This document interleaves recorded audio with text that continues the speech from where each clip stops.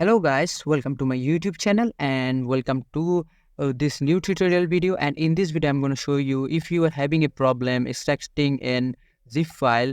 The problem is the archive is either in unknown format or damaged. If you are having this problem, and in this video I'm going to show you how to solve it. First of all, go to your browser and all you have to do is just search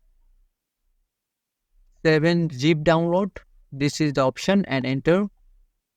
And after that, you can see the first search option is 7zip.org. All you have to do is click the download link option here.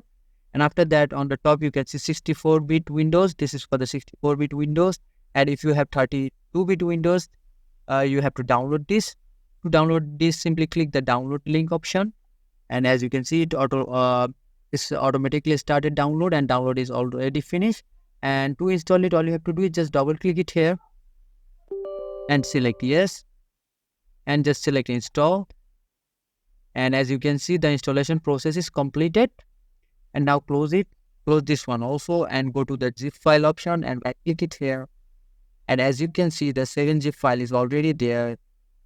Hold your cursor over there, and here you can see the extract file option. Just click the extract to wherever you want.